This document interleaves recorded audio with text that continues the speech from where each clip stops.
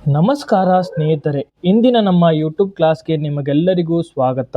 ಇಂದು ನಾವು ಭಾರತದ ಅತ್ಯಂತ ಪುರಾತನ ಹಾಗೂ ಅತ್ಯಂತ ವೈಜ್ಞಾನಿಕ ನಾಗರಿಕತೆಗಳಲ್ಲೊಂದಾದ ಸಿಂಧು ನದಿ ನಾಗರಿಕತೆ ಬಗ್ಗೆ ತಿಳಿದುಕೊಳ್ಳಲಿದ್ದೇವೆ. ಸುಮಾರು 4500 ವರ್ಷಗಳ ಹಿಂದೆಯೇ ಸುಸಂಸ್ಕೃತ ನಗರ ಯೋಜನೆ, ಸಮತಟ್ಟಾದ ರಸ್ತೆ ವ್ಯವಸ್ಥೆ, ಸುಧಾರಿತ ನೀರು ನಿಕಾಸಿ ವ್ಯವಸ್ಥೆ ಮತ್ತು ಸಮೃದ್ಧ ವ್ಯಾಪಾರವನ್ನು ಹೊಂದಿದ್ದ ನಾಗರಿಕತೆ ಯಾವುದು ಗೊತ್ತಾ? ಹೌದು, ಅದೇ ಸಿಂಧು ನಾಗರಿಕತೆ. ಹರಪ್ಪ, ಮೊಹೆಂಜೊದಾರೋ, ಲೋಥಾಲ್, ಧೋಲ್ವೀರ ಮೊದಲಾದ ನಗರಗಳ ಮೂಲಕ ಭಾರತೀಯ ಇತಿಹಾಸಕ್ಕೆ ಅಡಿಶಿಲೆಯಾದ ಈ ನಾಗರಿಕತೆಯ ಸಂಪೂರ್ಣ ವಿವರಗಳನ್ನು ಇಂದು ಸರಳವಾಗಿ, ಸ್ಪಷ್ಟವಾಗಿ ಮತ್ತು ಪರೀಕ್ಷಾ ದೃಷ್ಟಿಯಿಂದ ನಾವು ಅಧ್ಯಯನ ಮಾಡೋಣ. ಸಿಂಧು ನಾಗರಿಕತೆ. ಸಿಂಧು ನಾಗರಿಕತೆ ವೈದಿಕ ನಾಗರಿಕತೆಗಿಂತ ಭಿನ್ನವಾಗಿದ್ದು ಮತ್ತು ಹೆಚ್ಚು ಪುರಾತನವಾದದ್ದು. ಸಿಂಧು ನಾಗರಿಕತೆಯು ಪ್ರಪಂಚದ ಪ್ರಾಚೀನ ನಾಗರಿಕತೆಗಳಾದ ಈಜಿಪ್ಟ್, ಮೆಸೊಪೊಟೇಮಿಯಾ, ಸುಮೇರಿಯನ್ ನಾಗರಿಕತೆಗಳ ಸಮಕಾಲೀನ ನಾಗರಿಕತೆಯಾಗಿದೆ. ನಾಗರಿಕತೆ ಎಂದರೆ ಮುಂದುವರೆದ ಜೀವನ ಪದ್ಧತಿ ಎಂದರ್ಥ. ನಾಗರಿಕತೆ ಎಂಬ ಕನ್ನಡ ಪದವು ಸಿವಿಲೈಸೇಷನ್ ಎಂಬ ಇಂಗ್ಲಿಷ್ ಪದದ ಸಮಾನಾರ್ಥಕ ಪದವಾಗಿದೆ. ಸಿವಿಲೈಸೇಷನ್ ಎಂಬ ಪದ ಲ್ಯಾಟಿನ್ ಭಾಷೆಯ ಸಿವಿಟಸ್ ಎಂಬ ಪದದಿಂದ ಬಂದಿದೆ. ಸಿಂಧು ನಾಗರಿಕತೆಯು ಸಿಂಧು ನದಿಯ ದಂಡೆ ಮೇಲೆ ಬೆಳೆದು ಬಂದಿದ್ದು, ಅದಕ್ಕೋಸ್ಕರ ಸಿಂಧು ನದಿಯನ್ನು ಭಾರತದ ನಾಗರಿಕತೆಯ ತೊಟ್ಟಿಲು ಎನ್ನುವರು. ಸಿಂಧು ನದಿಯ 5 ಉಪನದಿಗಳೆಂದರೆ ಜೀಲಂ, ಚಿನಾಬ್, ಬಿಯಾಸ್, ರಾವಿ, ಸಟ್ಲೆಜ್. ಸಿಂಧು ನಾಗರಿಕತೆಯನ್ನು ಇಂಡೋ ಸುಮೇರಿಯನ್ ನಾಗರಿಕತೆ, ಹರಪ್ಪ ನಾಗರಿಕತೆ, ಕಂಚಿನ ಯುಗದ ನಾಗರಿಕತೆ ಎಂದು ಕರೆಯುವರು. ಇದನ್ನು ಸಂಶೋಧನೆ ಕಾರ್ಯ ಪ್ರಾರಂಭಿಸಿದವರು 1826ರಲ್ಲಿ ಚಾರ್ಲ್ಸ್ ಮರ್ಸನ್. ಈತ ಸಿಂಧು ನಾಗರಿಕತೆ ಬಗ್ಗೆ ತಪ್ಪಾಗಿ ಅರ್ಥೈಸಿಕೊಂಡು ಕ್ರಿಸ್ತಪೂರ್ವ 326ರಲ್ಲಿ ಅಲೆಕ್ಸಾಂಡರ್ ಮತ್ತು ಭಾರತೀಯ ಅರಸ ಪುರರವರ ಪೋರಸ್ ಅಥವಾ ಅವರ ನಡುವೆ ನಡೆದ ಹೈಡಸ್ಪಸ್ ಅಥವಾ ಜೀಲಂ ನದಿ ಕದನವೆಂದು ಭಾವಿಸಿದ. ಇದಾದ ನಂತರ 1831ರಲ್ಲಿ ಕರ್ನಲ್ ಬರ್ನ್ಸ್ ಪಂಜಾಬಿನ ಸಿಂಹ ರಾಜ ರಣಜಿತ್ ಸಿಂಗ್ನ ಭೇಟಿ ನೀಡುವಾಗ ಕೆಲವು ಗಾಡುಗಳನ್ನು, ಮುದ್ರೆಗಳನ್ನು, ಇಟ್ಟಿಗೆಗಳನ್ನು ಗುರುತಿಸಿದ. ಇದಾದ ನಂತರ 1856ರಲ್ಲಿ ಲಾಹೋರ್ನಿಂದ ಕರಾಚಿವರೆಗೆ ರೈಲ್ವೆ ಮಾರ್ಗ ಹಾಕುವಾಗ ಬ್ರಿಟನ್ ಇಂಜಿನಿಯರ್ ವಿಲಿಯಂ ಬ್ರುನ್ಲೋ ಮತ್ತು ಜಾನ್ ಬ್ರುನ್ಲೋ ಕೆಲವು ವಸ್ತುಗಳನ್ನು ಪತ್ತೆ ಹಚ್ಚಿದರು. ಮತ್ತು 1861ರಲ್ಲಿ ಭಾರತದ ಪ್ರಾಕ್ತನ ಇಲಾಖೆ ಸ್ಥಾಪನೆಯಾಯಿತು. ಇದರ ಮೊದಲ ನಿರ್ದೇಶಕರಾಗಿ ಅಲೆಕ್ಸಾಂಡರ್ ಕನ್ನಿಂಗ್ಹ್ಯಾಮ್ ಆಯ್ಕೆಯಾದರು. ಅದಕ್ಕಾಗಿ ಇವರನ್ನು ಭಾರತೀಯ ಪುರಾತತ್ವ ಇಲಾಖೆಯ ಪಿತಾಮಹನೆಂದು ಕರೆಯುತ್ತಾರೆ. ಮತ್ತು 1862ರಲ್ಲಿ ಈ ಪ್ರಾಕ್ತನ ಇಲಾಖೆಯ ಸಂಶೋಧನೆ ಕಾರ್ಯ ಪ್ರಾರಂಭವಾಯಿತು. ಇದು ಮುಂದೆ 1888ರಲ್ಲಿ ಹಣಕಾಸಿನ ಕೊರತೆಯಿಂದ ರದ್ದಾಯಿತು ಮತ್ತು ಲಾರ್ಡ್ ಕರ್ಜನ್ ಅವರು 1904ರಲ್ಲಿ ಭಾರತೀಯ ಪುರಾತತ್ವ ಇಲಾಖೆಯನ್ನು ಮರುಸ್ಥಾಪಿಸಿದರು. ಇದರ ಮೊದಲ ನಿರ್ದೇಶಕರಾಗಿ ಸರ್ ಜಾನ್ ಮಾರ್ಷಲ್ ಅವರು ಆಯ್ಕೆಯಾದರು. ಭಾರತೀಯ ಪುರಾತತ್ವ ಇಲಾಖೆಯ ಅಧ್ಯಕ್ಷರಾದ ಮೊದಲ ಭಾರತೀಯ ವ್ಯಕ್ತಿ ಕೆ.ಎನ್. ರಾವ್ ಬಹದ್ದೂರ್ ದೀಕ್ಷಿತ್. ಮತ್ತು 1921ರಲ್ಲಿ ಸಿಂಧು ನಾಗರಿಕತೆಯ ಮೊದಲ ನಗರ ಹರಪ್ಪ ನಗರವನ್ನು ಪತ್ತೆ ಹಚ್ಚಲಾಯಿತು. ಇದನ್ನು ಪತ್ತೆ ಹಚ್ಚಿದವರು ದಯಾರಾಮ್ ಸಾಹನಿ. ಮತ್ತು 1922ರಲ್ಲಿ ಆರ್ ಡಿ ಬ್ಯಾನರ್ಜಿ ಮೊಹೆಂಜೊದಾರೋ ನಗರವನ್ನು ಪತ್ತೆ ಹಚ್ಚಿದರು. ಮತ್ತು 1925ರಲ್ಲಿ ಜಾನ್ ಮಾರ್ಷಲ್ ರವರು ಮೊಹೆಂಜೊದಾರೋದಲ್ಲಿ ಸ್ನಾನದ ಕೊಳವನ್ನು ಪತ್ತೆ ಹಚ್ಚಿದರು.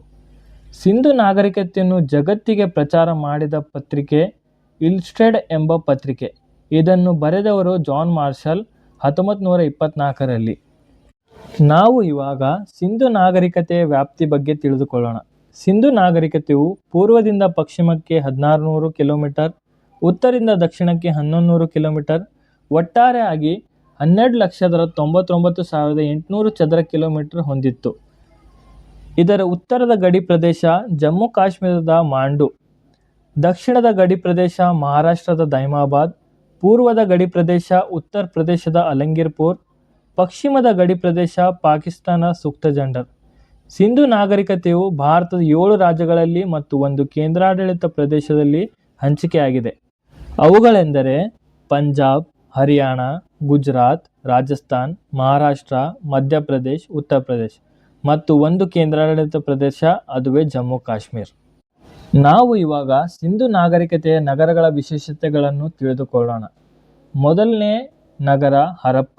ಇದು 1921ರಲ್ಲಿ ದಯಾರಾಮ್ ಸಾಹನಿ ಅವರು ಸಂಶೋಧಿಸಿದರು. ಪ್ರಸ್ತುತ ಇದು ಪಾಕಿಸ್ತಾನದ ಪಂಜಾಬ್ ಪ್ರಾಂತ್ಯದ ಮಾಂಟೋಗೋಮರಿ ಜಿಲ್ಲೆಯಲ್ಲಿ ರಾವಿ ನದಿಯ ಎಡದಂಡೆಯ ಮೇಲೆ ಇದೆ. ಇದನ್ನು ಗೇಟ್ವೇ ಸಿಟಿ ಎಂದು ಕೂಡ ಕರೆಯುತ್ತಾರೆ. ಇದನ್ನು ಕಣಜಗಳ ನಗರ ಎನ್ನುವರು, ಏಕೆಂದರೆ ಇಲ್ಲಿ ಅತಿ ಹೆಚ್ಚು ಉಗ್ರಾಣಗಳು ಕಂಡುಬಂದಿದೆ. ಮತ್ತು ಹರಪ್ಪ ನಗರದ ಹೆಚ್ಚಿನ ಸಂಶೋಧನೆ ಕೈಗೊಂಡವರು doctor MS Vats, KN Dikshit, Mortimer Wheeler. ಮತ್ತು ಈ ಹರಪ್ಪ ನಗರವನ್ನು ಋಗ್ವೇದದಲ್ಲಿ ಹರುಂಪಿಯಾ ಎನ್ನುತ್ತಿದ್ದರು. ಹರಪ್ಪದಲ್ಲಿ ಸಿಕ್ಕ ಕೆಲವು ವಸ್ತುಗಳ ಬಗ್ಗೆ ಮಾಹಿತಿ: ಕಂಚಿನ ಕೊಡಲಿ, ಕಂಚಿನ ತಕ್ಕಡಿ, ಕಲ್ಲಂಗಡಿಯ ಬೀಜಗಳು, ಅತಿ ಹೆಚ್ಚು ಉಗ್ರಾಣಗಳು, ಎತ್ತಿನ ಬಂಡಿ, ಕಲ್ಲಿನ ಶಿವಲಿಂಗ, ಕಾರ್ಮಿಕರ ವಸತಿ ಗೃಹಗಳು ಕಂಡುಬಂದಿವೆ. ಹರಪ್ಪ ನಗರ ಆದ ನಂತರ ಸಂಶೋಧನೆ ಆದ ನಗರವೇ ಮೊಹೆಂಜೊದಾರೋ. ಇದನ್ನು ಸಂಶೋಧಿಸಿದವರು 1922ರಲ್ಲಿ RD ಬ್ಯಾನರ್ಜಿ. ಪ್ರಸ್ತುತ ಇದು ಪಾಕಿಸ್ತಾನದ ಸಿಂಧೂ ಪ್ರಾಂತ್ಯದ ಲಾರ್ಕಾನ್ ಜಿಲ್ಲೆಯಲ್ಲಿ ಸಿಂಧೂ ನದಿಯ ಬಲದಂಡೆಯ ಮೇಲೆ ಇದೆ. ಮೊಹೆಂಜೊದಾರೋ ಎಂದರೆ ಸಿಂಧ್ ಭಾಷೆಯಲ್ಲಿ ಮಡಿದವರ ದಿಬ್ಬ ಎಂದರ್ಥ.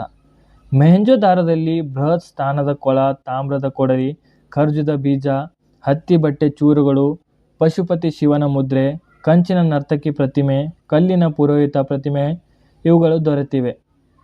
ಇದು ಸಿಂಧು ನಾಗರಿಕತೆಯಲ್ಲಿಯೇ ಅತಿ ದೊಡ್ಡ ನಗರ. ಈ ನಗರವು 7 ಬಾರಿ ಪ್ರವಾಹಗಳಿಗೆ ಒಳಗಾಗಿತ್ತು ಎಂದು ಹೇಳಲಾಗುತ್ತದೆ. ಇಲ್ಲಿ ನೀವು ವೀಕ್ಷಿಸಬಹುದು ಮೊಹೆಂಜೊದಾರೋದಲ್ಲಿ ಸಿಕ್ಕಿದ ಕಲ್ಲಿನ ಪುರೋಹಿತನ ಮೂರ್ತಿ ಇದು. ಮತ್ತು ಬೃಹತ್ ಆದ ಸ್ಥಾನದ ಕೊಳ ಪತ್ತೆಯಾಗಿದೆ. ಮತ್ತು ಇಲ್ಲಿ ಇರುವ ಪಶುಪತಿಯ ವಿಗ್ರಹವನ್ನು ನೀವು ವೀಕ್ಷಿಸಬಹುದು. ಮತ್ತು ನಾವು ಚಾನುದಾರೋ ಬಗ್ಗೆ ನೋಡೋಣ. ಚಾನುದಾರೋ ಎಂಬ ನಗರವು 1931ರಲ್ಲಿ NG ಮಜುಮ್ದಾರ್ ಸಂಶೋಧಿಸಿದರು. ಈ ನಗರದಲ್ಲಿ ಮಸಿ ಕುಡಿಕೆ, ತಾಮ್ರದ ಉಳಿ, ಹೇರ್ ಪಿನ್, ಚಾಕು, ಚೌರದ ಕತ್ತಿಗಳು, ಸ್ತ್ರೀಯರು ಬಳಸುತ್ತಿದ್ದ ಲಿಪ್ಸ್ಟಿಕ್ ದೊರೆತಿವೆ. ಈ ನಗರವನ್ನು ಸಿಂಧು ನಾಗರಿಕತೆಯ ಕಾರ್ಖಾನೆ ನಗರವೆಂದು ಕರೆಯುತ್ತಾರೆ. ಈ ನಗರವು ಕೋಟೆ ಇಲ್ಲದ ಏಕೈಕ ನಗರ ಮತ್ತು ಮನೆಯ ಮೇಲಿನ ಮಳೆ ನೀರು ಇಳಿದು ಹೋಗಲು ಮಣ್ಣಿನಿಂದ ಮಾಡಿದ ಪೈಪಿನ ವ್ಯವಸ್ಥೆ ಕಂಡುಬಂದಿದೆ. ನಾವು ಇವಾಗ ಕೋಟ್ದಾಜಿ ಎಂಬ ನಗರದ ಬಗ್ಗೆ ನೋಡೋಣ. ಈ ನಗರವನ್ನು 1955ರಲ್ಲಿ FA ಖಾನ್ ಸಂಶೋಧಿಸಿದರು. JF ಅಹ್ಮದ್ ಖಾನ್ ಪತ್ತೆ ಹಚ್ಚಿದರು. ಇದು ಬೆಂಕಿಯಿಂದ ನಾಶವಾದ ನಗರ. ರೂಪಾರ್ ನಗರದ ಬಗ್ಗೆ ಮಾಹಿತಿ: ರೂಪಾರ್ ನಗರವು 1953ರಲ್ಲಿ YD ಶರ್ಮಾ ಪತ್ತೆ ಹಚ್ಚಿದರು. ಸ್ವಾತಂತ್ರ್ಯ ನಂತರ ಭಾರತದಲ್ಲಿ ಪತ್ತೆಯಾದ ಮೊದಲ ನಗರ. ಈ ಸ್ಥಳದಲ್ಲಿ ಮನುಷ್ಯ ಮತ್ತು ನಾಯಿಯ ಅಸ್ಥಿಪಂಜರಗಳು ಒಂದೇ ಸಮಾಧಿಯಲ್ಲಿ ದೊರೆತಿವೆ. ನಾವು ಇವಾಗ ಲೋಥಾಲ್ ನಗರದ ಬಗ್ಗೆ ನೋಡೋಣ. 1957ರಲ್ಲಿ S ರಂಗನಾಥ ರಾವ್ ಅವರು ಗುಜರಾತಿನ ಭೋಗಾವ್ ನದಿಯ ದಡದ ಮೇಲೆ ಇದನ್ನು ಪತ್ತೆ ಹಚ್ಚಿದರು.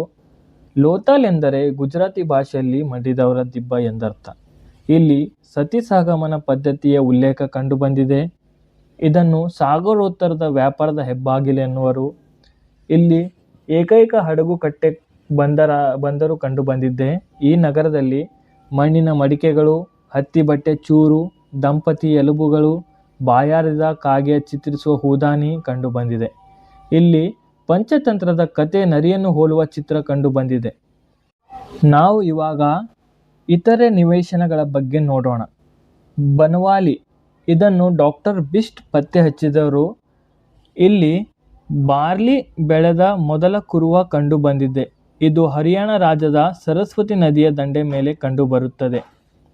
ಈ ಸ್ಥಳದಲ್ಲಿ ಪ್ರಮುಖವಾಗಿ ಮೆಂತೆಯ ಬೀಜ, ಸಾಸಿವೆ ಬೀಜಗಳು ಕಂಡುಬಂದಿದೆ. ಇದಾದ ನಂತರ ಕಾಲಿಬಂಗಾನ್ ಬಗ್ಗೆ ನೋಡೋಣ. ಇದು 1953ರಲ್ಲಿ ಅಮಲಾನಂದ ಘೋಷ್ ಪತ್ತೆ ಹಚ್ಚಿದರು. ಕಾಲಿಬಂಗಾನ್ ಎಂದರೆ ಕಪ್ಪು ಬಳೆ ಎಂದರ್ಥ. ನೇಗಿಲು ಹೊಡೆದ ಭೂಮಿಯ ಕುರುಹು ಪತ್ತೆಯಾಗಿದೆ. ಅಗ್ನಿಕುಂಡಗಳು ಮತ್ತು ಧರ್ಮಾಚರಣೆಯ ಸ್ನಾನಗೃಹಗಳು ಕಂಡುಬಂದಿದೆ. ಇದಾದ ನಂತರ ರಂಗಪುರ, SR ರಾವ್ ಪತ್ತೆ ಹಚ್ಚಿದವರು. ರಂಗಪುರದಲ್ಲಿ ಪ್ರಮುಖವಾಗಿ ಭತ್ತದ ಬೀಜ, ಅಕ್ಕಿಯ ಬೀಜ, ರಾಗಿಯ ಹೊಟ್ಟು ಕಂಡುಬಂದಿದೆ. ಸುರ್ಕೋಟ್ಜಾ ನಗರವನ್ನು ಜಗಪತಿ ಜೋಶಿ ಪತ್ತೆ ಹಚ್ಚಿದರು. ಇದಾದ ನಂತರ ಮುಖ್ಯವಾಗಿ ಧೋಲ್ವೀರ ನಗರದ ಬಗ್ಗೆ ನೋಡೋಣ.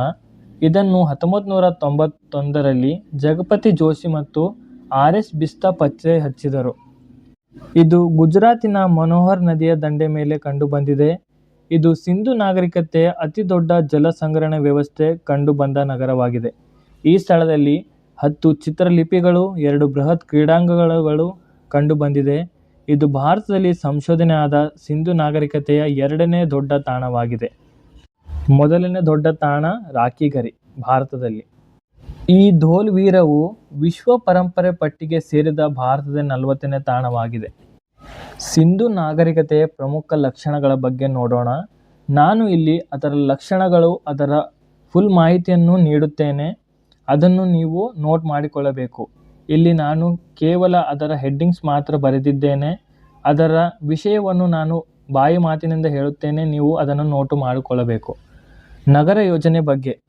ನಗರ ಯೋಜನೆಯು ಸಿಂಧು ನಾಗರಿಕತೆಯ ಜನರು ನಗರಗಳಲ್ಲಿ ವಾಸಿಸುತ್ತಿದ್ದು, ನಗರಗಳನ್ನು ಯೋಜನಾಬದ್ಧವಾಗಿ ಮತ್ತು ವೈಜ್ಞಾನಿಕ ಒಳಚರಂಡಿ ವ್ಯವಸ್ಥೆ ನಿರ್ಮಿಸಿ ಪೌರಾಡಳಿತ ವ್ಯವಸ್ಥೆ ಮೂಲಕ ಆಡಳಿತವನ್ನು ನಡೆಸುತ್ತಿದ್ದರು.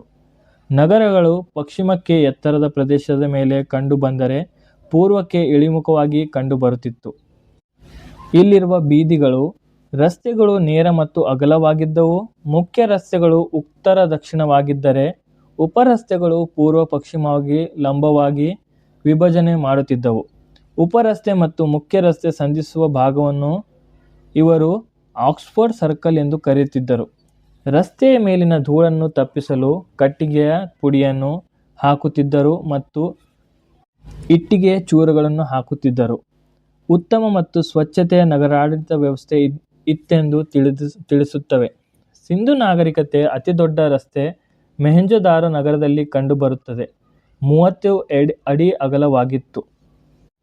ಇವರ ಒಳಚರಂಡಿ ವ್ಯವಸ್ಥೆ ಬಗ್ಗೆ ನೋಡೋಣ. ಪ್ರತಿಯೊಂದು ಮನೆಯು ತನ್ನದೇ ಆದ ಇಂಗುಗುಂಡಿ ಮತ್ತು ವೈಜ್ಞಾನಿಕ ಒಳಚರಂಡಿ ಒಳಗೊಂಡಿದ್ದು, ಸಾರ್ವಜನಿಕ ಒಳಚರಂಡಿಗೆ ಸಂಪರ್ಕಿಸಲಾಗುತ್ತಿತ್ತು. ಒಳಚರಂಡಿಗಳನ್ನು ಸ್ವಚ್ಛ ಮಾಡಲು ಅಲ್ಲಲ್ಲಿ ರಂಧ್ರಗಳನ್ನು ಬಿಡುತ್ತಿದ್ದರು. ಅವುಗಳಿಗೆ ಮ್ಯಾನ್ ಹೋಲ್ಸ್ ಎಂದು ಕರೆಯುತ್ತಾರೆ. ಒಳಚರಂಡಿ ಸೋರದಂತೆ ಬಿಟುಮಿನಸ್ ಮತ್ತು ಜೇಡಿ ಮಣ್ಣಿನ ಕಣಜಗಳನ್ನು ಬಳಸುತ್ತಿದ್ದರು. ಇವುಗಳನ್ನು ಸುಟ್ಟ ಇಟ್ಟಿಗೆಗಳಿಂದ ನಿರ್ಮಿಸಿದ್ದಾರೆ. ಇವಾಗ ನಾವು ಉಗ್ರಾಣಗಳ ಬಗ್ಗೆ ನೋಡೋಣ. ಉಗ್ರಾಣಗಳು ಸಿಂಧು ನಾಗರಿಕತೆಯ ಜನರು ದವಸ ಧಾನ್ಯಗಳನ್ನು ಸಂಗ್ರಹಿಸಿಡಲು ಉಗ್ರಾಣಗಳನ್ನು ನಿರ್ಮಿಸಿದ್ದಾರೆ. ದವಸ ಧಾನ್ಯಗಳನ್ನು ಬರಗಾಲ ಮತ್ತು ತೆರಿಗೆ ಕಟ್ಟುವ ಸಂದರ್ಭದಲ್ಲಿ ಬಳಕೆ ಮಾಡಿಕೊಳ್ಳುತ್ತಿದ್ದರು. ಅತಿ ಹೆಚ್ಚು ಉಗ್ರಾಣಗಳು ಹರಪ್ಪದಲ್ಲಿ ಕಂಡುಬಂದಿದೆ. ಅತಿ ದೊಡ್ಡ ಉಗ್ರಾಣವನ್ನು ಮೊಹೆಂಜೊದಾರೋದಲ್ಲಿ ನೋಡಬಹುದು. ಅತಿ ಹೆಚ್ಚು ಎಂದರೆ ಹರಪ್ಪ, ಆದರೆ ದೊಡ್ಡದು ಎಂದರೆ ಮೊಹೆಂಜೊದಾರೋ. ನಾವು ಇವಾಗ ಮೊಹೆಂಜೊದಾರೋದಲ್ಲಿ ಕಂಡುಬಂದ ಬೃಹತ್ ಸ್ನಾನದ ಕೊಳದ ಬಗ್ಗೆ ನೋಡೋಣ. ಸಿಂಧು ನಾಗರಿಕತೆ ಅತಿ ದೊಡ್ಡ ಸ್ನಾನದ ಕೊಳ ಮೊಹೆಂಜೊದಾರೋ ನಗರದಲ್ಲಿ ಕಂಡುಬಂದಿದ್ದು, ಇದನ್ನು ಜಾನ್ ಮಾರ್ಷಲ್ ಸಂಶೋಧಿಸಿದ್ದಾರೆ. ಸುತ್ತಲೂ ಇಳಿಯಲಿಕ್ಕೆ ಮೆಟ್ಟಿಲುಗಳಿದ್ದವು. ಇದು 12 ಮೀಟರ್ ಉದ್ದ, 8 ಮೀಟರ್ ಅಗಲವಾಗಿತ್ತು. 2.5 ಮೀಟರ್ ಆಳವನ್ನು ಹೊಂದಿದೆ ಮತ್ತು ಬಿಸಿ ನೀರಿನ ಸ್ನಾನಕ್ಕೆ ವ್ಯವಸ್ಥೆಗಳಿದ್ದವು. ಸುಮಾರು 5000 ವರ್ಷಗಳ ಪ್ರಕೃತಿ ವಿಕೋಪವನ್ನು ಎದುರಿಸಿದ್ದು ಇನ್ನೂ ಇದು ಹಾಗೆಯೇ ನಿಂತಿದೆ. ಇವರ ಕಟ್ಟಡಗಳ ಬಗ್ಗೆ ಮಾಹಿತಿ. ಸಿಂಧು ನಾಗರಿಕತೆಯ ಜನರು ಕಟ್ಟಡಗಳನ್ನು ಸುಟ್ಟ ಇಟ್ಟಿಗೆಗಳಿಂದ ಕಟ್ಟುತ್ತಿದ್ದರು.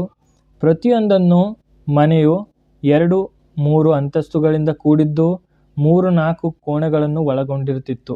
ಮೊಹೆಂಜೊದಾರೋವಿನಲ್ಲಿ 32 ಕೋಣೆಗಳನ್ನು ಹೊಂದಿದ ಮನೆ ಕಂಡುಬಂದಿದೆ. ಮನೆಯ ಮಾಳಿಗೆಯನ್ನು ಸೋರುವುದು ನಿಲ್ಲಿಸಲು ಇವರು ಬಿಟುಮಿನಸ್ ಎಂಬ ಕಣಜಗಳನ್ನು ಬಳಸಿ ಪೈಪ್ಗಳ ವ್ಯವಸ್ಥೆ ಮಾಡಿದರು. ಇವರ ರಾಜಕೀಯ ಜೀವನವು ಯಾವುದೇ ಲಿಖಿತ ಮೂಲಾಧಾರಗಳು ಕಂಡುಬರದ ಕಾರಣಕ್ಕಾಗಿ ಯಾವ ರೀತಿಯ ಆಡಳಿತವಿತ್ತೆಂದು ಊಹಿಸುವುದು ಕಷ್ಟಕರವಾಗಿದೆ. ಇವರ ಉತ್ತಮ ನಗರಾಡಳಿತ ವ್ಯವಸ್ಥೆಯ ಮೇಲೆ ಕಠಿಣ ಕಾಯ್ದೆಗಳುಳ್ಳ ಪ್ರಬಲ ಮತ್ತು ಏಕರೂಪ ಪೌರಾಡಳಿತ ವ್ಯವಸ್ಥೆ ಇತ್ತೆಂದು ಭಾವಿಸಬಹುದು. ಹರಿಯಾಣದ ಕುನಾಲ್ ಎಂಬ ಸ್ಥಳದಲ್ಲಿಯೇ ಬೆಳ್ಳಿಯ ಕಿರೀಟ ಕಂಡುಬಂದಿದ್ದು ರಾಜನೇ ಮುಖ್ಯವಾಗಿದ್ದನು ಎಂದು ಕಂಡುಬರುತ್ತದೆ. ಇವರ ಸಾಮಾಜಿಕ ಜೀವನವು ಸಮಾಜದಲ್ಲಿ ಪ್ರಮುಖವಾಗಿ 4 ವರ್ಗಗಳಿದ್ದವು. ಪುರೋಹಿತ ವರ್ಗ, ಇವರು ಶಿಕ್ಷಕ ಮತ್ತು ಶ್ಲೋಕಗಳನ್ನು ಪಠಿಸುತ್ತಿದ್ದರು. ಮತ್ತು ಯೋಧರು, ಸಿಂಧು ನಾಗರಿಕತೆಯ ರಕ್ಷಣೆ ಮಾಡುವವರು. ಮತ್ತು ವ್ಯಾಪಾರಿಗಳು, ಸಿಂಧು ನಾಗರಿಕತೆಯ ಜನ ಬಳಸುವ ವಸ್ತುಗಳ ವ್ಯಾಪಾರ ವಿನಿಮಯ ಮಾಡುವುದು. ಶ್ರಮಿಕ ವರ್ಗ, ವಸ್ತುಗಳ ಉತ್ಪಾದನೆ ಮಾಡುವವರು. ಇವರ ಉಡುಗೆ ತೊಡುಗೆಗಳ ಬಗ್ಗೆ ನೋಡೋಣ. ಇವರ ಉಡುಪುಗಳು ಹತ್ತಿ ಉಣ್ಣೆ ಬಟ್ಟೆಯನ್ನು ಧರಿಸುತ್ತಿದ್ದರು. ಸ್ತ್ರೀ ಮತ್ತು ಪುರುಷರು ಮೇಲುಡುಗೆ ಮತ್ತು ಕೆಳ ಉಡುಗೆಯನ್ನು ಧರಿಸುತ್ತಿದ್ದರು. ಸ್ತ್ರೀ ಮತ್ತು ಪುರುಷರು ಆಭರಣ ಪ್ರಿಯರಾಗಿದ್ದರೂ ಚಿನ್ನ, ಬೆಳ್ಳಿ, ಅಮೂಲ್ಯ ರತ್ನಗಳಿಂದ ಕೂಡಿದ ಆಭರಣಗಳನ್ನು ಧರಿಸುತ್ತಿದ್ದರು. ಪುರುಷರು ಕೈಗಡವನ್ನು ಧರಿಸಿದರೆ ಮಹಿಳೆಯರು ಕಿವಿಯೋಲೆ, ನತ್ತು, ನಡುಪಟ್ಟು, ಕಾಲ್ಗೆಜ್ಜೆಗಳನ್ನು ಧರಿಸುತ್ತಿದ್ದರು. ಇವರ ಆಹಾರ ಪದ್ಧತಿಯು ಸಿಂಧು ಜನರು ಗೋಧಿ, ಬಾರ್ಲಿ, ಅಕ್ಕಿ, ನವಣೆ, ಸಜ್ಜೆ, ಹಣ್ಣುಗಳನ್ನು, ತರಕಾರಿಗಳನ್ನು, ಹಂದಿ ಮಾಂಸ, ಮೀನು, ಕೋಳಿ ಮಾಂಸ, ಆಮೆ ಮುಂತಾದವನ್ನು ಸೇವಿಸುತ್ತಿದ್ದರು. ಇವರು ಮನೋರಂಜನೆಗಾಗಿ ಕೆಲವು ಆಟಗಳನ್ನು ಆಡುತ್ತಿದ್ದರು. ಒಳಾಂಗಣ ಆಟಗಳು, ಹೊರಾಂಗಣ ಆಟಗಳು. ಒಳಾಂಗಣ ಆಟಗಳೆಂದರೆ ಸಂಗೀತ, ಪಗಡೆ, ಚದುರಂಗ, ನೃತ್ಯ. ಹೊರಾಂಗಣ ಆಟಗಳೆಂದರೆ ಕೋಳಿ, ಕಾಳಗ, ಬೇಟೆಯಾಡುವುದು, ಹೋರಿಕಾಳಗ, ಎತ್ತಿನ ಬಂಡಿ ಸ್ಪರ್ಧೆ. ಒಳಾಂಗಣ ಆಟಗಳು ಸ್ತ್ರೀಯರು ಆಡುತ್ತಿದ್ದರೆ ಹೊರಾಂಗಣ ಆಟಗಳನ್ನು ಪುರುಷರು ಆಡುತ್ತಿದ್ದರು.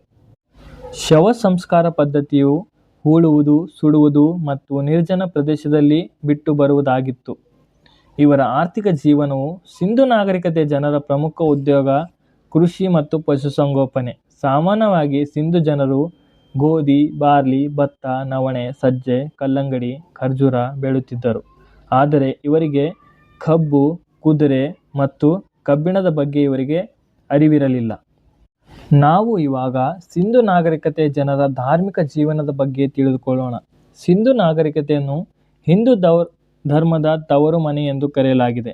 ಇವರು ನಿಸರ್ಗವನ್ನು ಪೂಜಿಸುತ್ತಿದ್ದು ಬೆಕ್ಕು, ಹಾವು, ದೆವ್ವಗಳಿಗೆ ಹೆದರುತ್ತಿದ್ದರು ಎಂದು ನೋಡಬಹುದು. ಇವರ ಪ್ರಧಾನ ದೇವತೆ ಮಾತೃದೇವತೆಯಾಗಿದ್ದರು. ಪುರುಷ ಪ್ರಧಾನ ದೇವರು ಪಶುಪತಿ. ಪಶುಪತಿಯ ವಿಗ್ರಹವು ಮೊಹೆಂಜೊದಾರೊದಲ್ಲಿ ಕಂಡುಬಂದಿದೆ. ಪ್ರೀತಿಯ ಪ್ರಾಣಿಯು ಡುಬ್ಬದ ಗೂಳಿಯಾಗಿತ್ತು. ಇವರ ಪ್ರೀತಿಯ ಪಕ್ಷಿ ಪಾರಿವಾಳ. ಇವರ ಪೂಜ್ಯನೀಯ ಮರ ಅರಳಿ ಮರ ಮತ್ತು ಬೇವಿನ ಮರವಾಗಿತ್ತು. ಇವರ ಮುದ್ರೆಗಳ ಮಾಹಿತಿ. ಮುದ್ರೆಗಳನ್ನು ಟೆರ್ರಕೋಟಾ, ಜೇಡಿಮಣ್ಣು, ಮೃದುಶಿಲೆ, ಮೂಳೆಗಳಿಂದ ತಯಾರಿಸುತ್ತಿದ್ದರು. ಮುದ್ರೆಗಳ ಮೇಲೆ ಏಕಶೃಂಗಿ ಚಿತ್ರ ಕಂಡುಬಂದಿದೆ. ಇಲ್ಲಿ ನೀವು ಸೈಡಲ್ಲಿ ನೋಡಬಹುದು ಅವರ ಮುದ್ರೆಗಳು ಹೇಗಿದ್ದವು ಅಂತ. ಸಿಂಧು ನಾಗರಿಕತೆಯ ಜನರ ಲಿಪಿ ಬೋಸ್ಟೋಪೆಡನ್ ಲಿಪಿಯಾಗಿತ್ತು. ಇದು ಎಡದಿಂದ ಬಲಕ್ಕೆ ಮತ್ತು ಬಲದಿಂದ ಎಡಕ್ಕೆ ಬರೆಯುತ್ತಿದ್ದರು. ಚಿತ್ರಲಿಪಿಗಳನ್ನು ಓದಿದ ಮೊದಲ ವ್ಯಕ್ತಿ ಹರಗೋವಿಂದ ಮಹಾದೇವನ್. ಕೊನೆಯದಾಗಿ ಸಿಂಧು ನಾಗರಿಕತೆಯು ಹೇಗೆ ನಾಶವಾಗಿತ್ತೆಂದು ನೋಡೋಣ. ಆರ್ಯರ ದಾಳಿಯಿಂದ ಸಿಂಧು ನಾಗರಿಕತೆಯು ನಾಶವಾಗಿರಬಹುದು. ಅನೇಕ ಪ್ರಕೃತಿ ವಿಕೋಪಗಳಿಂದ ಸಿಂಧು ನಾಗರಿಕತೆ ನಾಶವಾಗಿದೆ. ಸತತ ಪ್ರವಾಹಗಳು ಆಗಿತ್ತೆಂದು ಮೊಹೆಂಜೊದಾರೊದಲ್ಲಿ 7 ಬಾರಿ ಪ್ರವಾಹವಾಗಿತ್ತೆಂದು ನೋಡಿದ್ದೇವೆ ನಾವು. ಮತ್ತು ಸಾಂಕ್ರಾಮಿಕ ರೋಗದಿಂದ ಇವರು ನಾಶವಾಗಿರಬಹುದು. ಮತ್ತು ಅನೇಕ ವಿದೇಶಿಯರ ದಾಳಿಗಳಿಂದ ಈ ಸಿಂಧು ನಾಗರಿಕತೆಯು ನಾಶವಾಗಿರಬಹುದೆಂದು ನಾವು ತಿಳಿದುಕೊಳ್ಳುತ್ತೇವೆ. ಈ ಸಿಂಧು ನಾಗರಿಕತೆಯ ಸಮಕಾಲೀನ ನಾಗರಿಕತೆಗಳು ಈಜಿಪ್ಟ್ ನಾಗರಿಕತೆ, ಮೆಸೊಪೊಟೇಮಿಯಾ ನಾಗರಿಕತೆ ಮತ್ತು ಚೀನಾ ನಾಗರಿಕತೆ, ರೋಮ್ ನಾಗರಿಕತೆ ಹೀಗೆ ಇದ್ದವು. ಇಲ್ಲಿ ಈ ಚಿತ್ರದಲ್ಲಿ ಭಾರತದಲ್ಲಿರುವ ಸಿಂಧು ನಾಗರಿಕತೆಯ ನಿವೇಶನಗಳನ್ನು ನೀವು ನೋಡಬಹುದು. ಮೇಲೆ ಹರಪ್ಪ, ರಾಕಿಗರಿ, ಕಾಲಿಬಂಗಾನ್, ಮೊಹೆಂಜೊದಾರೋ, ಇಲ್ಲಿ ಲೋಥಾಲ್, ಧೋಲವೀರವನ್ನು ನೀವು ವೀಕ್ಷಿಸಬಹುದು. ಇದಾದ ನಂತರ ಈ ಚಿತ್ರದಲ್ಲಿ ನೀವು ನೋಡಬಹುದು ಸಿಂಧು ನಾಗರಿಕತೆಯ ಜನರ ನಗರಾಡಳಿತ ಬಗ್ಗೆ. ಹೇಗೆ ರಸ್ತೆಗಳಿದ್ದವು, ಸ್ನಾನದ ಕೊಳ ನೀವು ನೋಡಬಹುದು. ಹೇಗೆ ವ್ಯಾಪಾರ ನಡೆಯುತ್ತಿತ್ತು, ರಸ್ತೆಗಳು ಹೇಗಿದ್ದವು ನೀವು ಇಲ್ಲಿ ವೀಕ್ಷಿಸಬಹುದು. ನೀವು ಅಲ್ಲಿ ದೊಡ್ಡದಾಗಿ ನೋಡಬಹುದು. ಅಲ್ಲಿ ರಾಜರು ಮತ್ತು ವ್ಯಾಪಾರಿಗಳು, ಪುರೋಹಿತರು ವಾಸಿಸುತ್ತಿದ್ದರೆ ಅದರ ಕೆಳಗಡೆ ಸಣ್ಣ ಸಣ್ಣ ಮನೆಗಳು ಇವರು ಜನಸಾಮಾನ್ಯರು ವಾಸಿಸುತ್ತ ಪ್ರದೇಶವಾಗಿತ್ತು ಇದು. ಈ ಚಿತ್ರದಲ್ಲಿ ನೋಡಿ ಮೊಹೆಂಜೊದಾರೊದಲ್ಲಿ ಕಂಡುಬಂದ ಬೃಹತ್ ಸ್ನಾನದ ಕೊಳ ಮತ್ತು ಈ ಕಡೆ ನೋಡಿ ರಸ್ತೆಗಳು ಹೇಗೆ ರಸ್ತೆಗಳು ಇದ್ದವು. ಅದರ ಪಕ್ಕದಲ್ಲಿ ನೀವು ಚರಂಡಿಗಳನ್ನು ವೀಕ್ಷಿಸಬಹುದು. ಸ್ನೇಹಿತರೆ, ಸಿಂಧು ನಾಗರಿಕತೆ ಕುರಿತು ಈ ಮಹತ್ವದ ಕ್ಲಾಸನ್ನು ಸಂಪೂರ್ಣವಾಗಿ ವೀಕ್ಷಿಸಿದ್ದಕ್ಕೆ ನಿಮಗೆ ಧನ್ಯವಾದಗಳು ಹೇಳುತ್ತೇನೆ. ಈ ವಿಡಿಯೋ ನಿಮಗೆ ಉಪಯುಕ್ತವಾಗಿದೆ ಎಂದು ಅನಿಸಿದರೆ ಲೈಕ್ ಮಾಡಿ, ಶೇರ್ ಮಾಡಿ ಮತ್ತು ಚಾನಲ್ಗೆ ಸಬ್ಸ್ಕ್ರೈಬ್ ಮಾಡೋದನ್ನು ಮರೆಯಬೇಡಿ. ಧನ್ಯವಾದಗಳು.